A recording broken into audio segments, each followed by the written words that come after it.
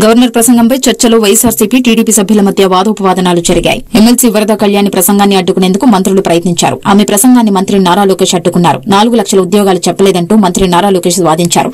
Governor ప్రసంగంలో కల్పించినట్టు రాశారని వరద కళ్యాణి అన్నారు. తాము ఇంగ్లీషు స్పీచ్లో ఉన్నదే చేస్తామంటూ మంత్రి లోకేష్ వితండవాదం చేశారు. మంత్రులు మాటిమాటికి అడ్డు తగలడంపై విపక్ష నేత బొత్స అభ్యంతరం వ్యక్తం చేశారు. మంత్రుల తీరుపై బొత్స సత్యనారాయణ మండిపడ్డారు. ఉద్యోగాలు ఇచ్చేశామని ఎలా చెప్తారంటూ బొత్స అభ్యంతరం తెలిపారు.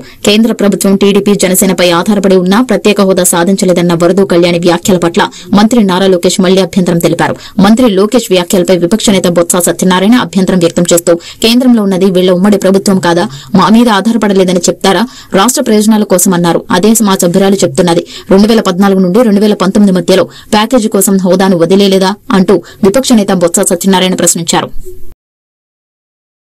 గవర్నర్ గారు చెప్పారు అధ్యక్ష, 9 నెలల్లో 4 లక్షల మంది యువతకు ఉద్యోగాలు ఇచ్చేసామని చెప్పారు అధ్యక్ష. ఎందుకంటే కల్పించబడినవి అన్నారు. అసలు ఏ శాఖలో కల్పించారు, ఏ కంపెనీల్లో ఇచ్చారు, ఎక్కడ ఇచ్చారో తెలియజేయాల్సిందిగా అడుగుతున్నాను అధ్యక్ష. ఎందుకంటే పరిశ్రమలు గ్రౌండ్ అవ్వకుండానే ఉద్యోగాలు ఇచ్చేశారని ఎలా చెప్తారు అధ్యక్ష? 4 లక్షలు కాదు అధ్యక్ష, 9 నెలల్లో 4 ఉద్యోగాలు కూడా ఇవ్వలేదు అధ్యక్ష. గతంలో జగన్మోహన్ రెడ్డి గారు ముఖ్యమంత్రిగా ఉండేటప్పుడు కేవలం 6 నెలల్లో 1,25,000 ఉద్యోగాలు ఇవ్వడం జరిగింది అధ్యక్ష. అసలు చంద్రబాబు నాయుడు గారు అధికారంలోకి వచ్చాక తొలి సంతకం డిఎస్సి మెగా డిఎస్సి మీద పెట్టారు అధ్యక్ష. 6 నెలల్లో మెగా డిఎస్సి అధ్యక్ష చాలా స్పష్టంగా 4వ పేజ్ ఒకసారి దయచేసి గౌరవ సభ్యురాలని చదవమంటున్నారు అధ్యక్ష. To date, investors have pledged investment of 6.5 lakh crores with an employment potential of over 4 lakh jobs. Potential. ఇచ్చామని ఎక్కడ చెప్పాం మేడం?